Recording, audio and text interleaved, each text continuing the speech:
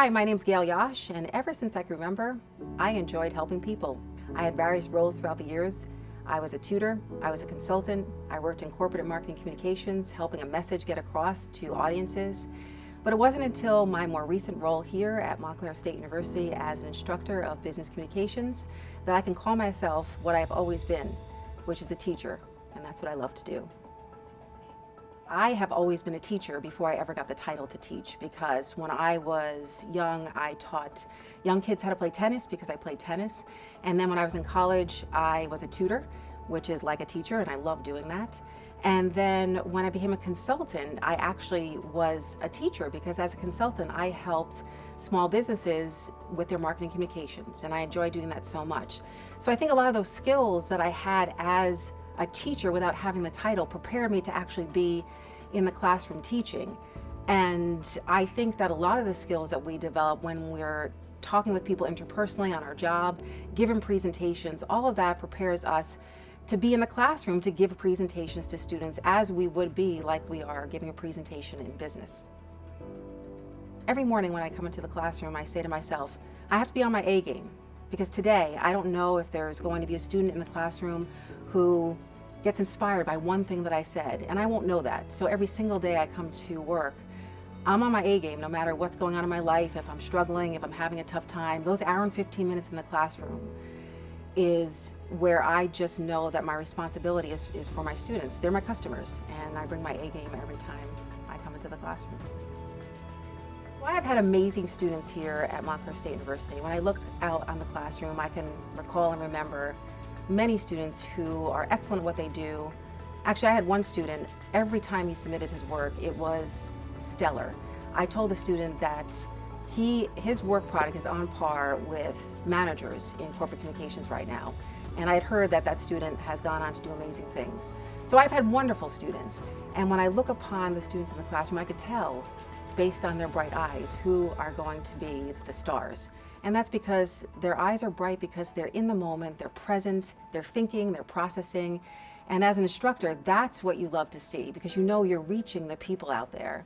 So those are the students that are memorable to me, because they just are, you could see in their eyes that they want to learn, and that's rewarding for me.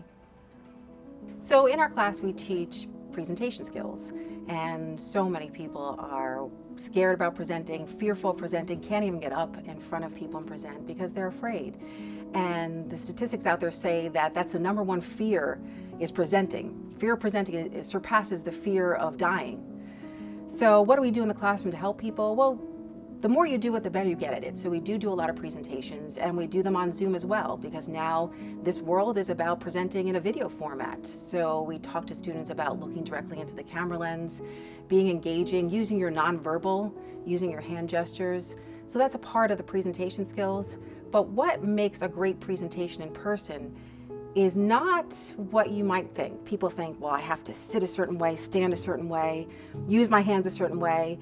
And if you get wrapped up in looking at all those things that, yes, would make you an engaging presenter, you lose sight of one thing, your authenticity. Some of the great presenters, like Barack Obama, he actually says the word often when he presents. But we can't argue that he's not a stellar presenter because he connects with his audience. So when you're your authentic self, you engage with the camera, you engage with your audience, that's what people remember. So it's not so much about, I need to stand this way, I need to sound this way. Yes, those are great skills, but you need to be yourself. You need to be your first-rate self, not a second-rate version of someone else. And that's what we teach in the classroom.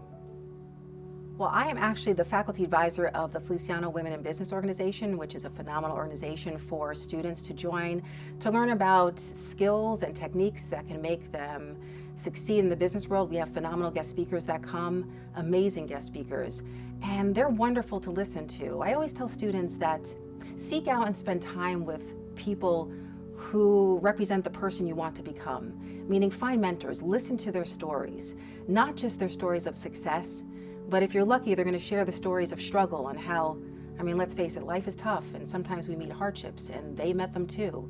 And if you're lucky, they'll tell you how they got themselves back up again. Because when you go forth in your life, that might happen to you as well. And when you remember those stories, you'll say, I can do this too. So that's what's great about joining clubs at Montclair State University, because no matter which one you join, you'll be connected with amazing guest speakers, and you'll be able to network with students that you might not have in a classroom, that might be in a different discipline. And you can get to know them as well, because networking is key to your success as you move into your business career. One thing we talk about in the classroom is being able to be comfortable having difficult conversations. I think we live in a world today where things are very divisive, discourse is divisive, and as a communications instructor, particularly in business communications, it's critically important for people to be able to have a conversation with someone, a competent conversation with someone, where you might not like what you hear because maybe someone has a difference of opinion, but to listen to them, to listen to their perspective. And you may still not agree with that person, but maybe you can understand why they have the opinion they have. And if you can do that, well, then you're actively in the conversation. The last thing you want to do in a difficult conversation, or when you're getting emotional or upset or you disagree with someone, is to say, I'm going to leave, I'm done. You don't want to be done. You want to stay in that conversation. Of course, if it's a cordial conversation or people are being respectful, that's important to be respectful. But it's critically important today to be able to be confident enough to have a competent conversation with someone who you disagree with, and be able to explain to them, well, this is why I feel the way I do. This is why I believe what I believe. What do you think? Okay, I hear you. I'm listening to you. I maybe still don't agree with you, but I could see where you might be coming from. That's a skill. Because a lot of times we get upset, we get angry, those difficult conversations, all we want to do is get a little emotional. It's a part of our nature. But the key is to stay in the moment of the conversation. And what's your goal in the conversation? I mean, there's a reason why you're having that conversation. Maybe there's an end goal you want to get to. Maybe the end goal is just understanding the other person. But you have to be able to stay in that conversation and be comfortable. And that takes a little bit of work. Active listening to someone actively. Listening doesn't just happen. You have to sit there and really focus on that and not let your mind trail off, not let your emotions get to you. So we talk about active listening skills in the classroom too. So the best piece of advice I would give students is why. Why is it important to learn what you're learning? Why is it important to learn business communications? Well, business is about people. And if you can't motivate them, inspire them, inform them, persuade them, then you're not going to be as successful in your career as you could be. You know, you can learn what you want to learn here. You could be excellent at accounting and finance and management and economics. But the person that could take what's in here and bring it out here in an articulate way, who can engage people with what they say and how they say it, that's the person that's going to be successful. That means everything, not only in your business career, but in your personal life as well. We all enjoy speaking with people, having a conversation with people that we feel good about when we're done. And that's why this skill is important. And I would encourage anyone, if you're struggling to understand what you're doing or why you're here, think about what you want to do in the future and why is that important for you. People aren't inspired by what you do. They're inspired by why you do what you do. So it's not just about the what. In the classroom, it's not just about the topic of the day. It's about why it's important in your career.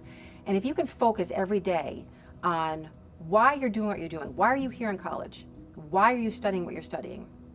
That's what's going to drive you through your college career, even in the times when you feel like you're frustrated or it's a tough class to get through. Well, you'll get through it because you know why, you know your purpose. So I'd encourage every student to know your purpose, ask yourself why, and you'll answer those questions and you'll be better off for that.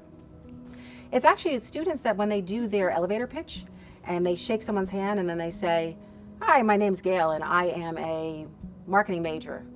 Well, that's what you are, right? But what if you started your elevator pitch by saying, "Hi, my name's Gail, and ever since I was young, I knew that I just wanted to teach," or "I knew that my purpose was math. I love math so much. I didn't figure out exactly what I want to do until later on, and that's why I came to university, and that's why I'm studying data analytics, because I actually love whatever it is that you love."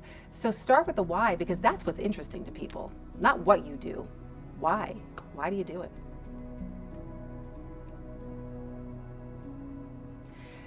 So the piece of advice that I would give students entering the workforce is this. Of course, you're prepared, you know your skills, you're well prepared having gone to Montclair State University. But here's something you might not hear from a lot of people. Read. Read inside your discipline, but read outside of your discipline. Read the great works, read poetry, read Emerson, read Thoreau, read Mary Oliver.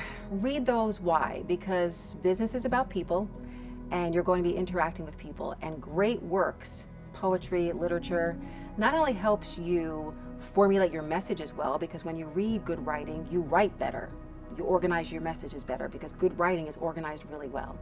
But when you read those stories from different disciplines, philosophy, poetry, humanities, history, it helps you become a person who knows about people, humanity, and you can have phenomenal conversations with people because you are well versed on all aspects of life, of people. It makes conversations better, it makes your ability to network better. So yes, focus on the skills and continue to get your certifications and hone your skills, but give yourself the gift of learning about information that maybe you read in high school. Revisit those great works, because poetry is inspiring and literature is inspiring, and then you become a more inspiring person to other people when you have that in your mind. There's a great book out there by author Simon Sinek. It's called Start With Why. And the essence of what he says is that people aren't inspired by what you do. They're inspired by why you do what you do. So instead of introducing yourself to someone when you're giving your elevator pitch or meeting someone in a networking event, sure, you want to tell them about yourself and what you do, what major you are, what you'd like to do as far as a career, but also give them a bit of yourself. Why? Why are you interested in data analytics? Why are you interested in marketing? What is it about that field that inspires you? When you talk about that, people are going to see in your face and in your nonverbal that you're passionate about it. They're going to see your energy. And that's what's going to set you apart from all the people that come up and shake someone's hand and say, "Hi, my name's Gail and I'm a marketing major." Give them more. Give them a little bit of yourself. Tell them why. And that will make you shine.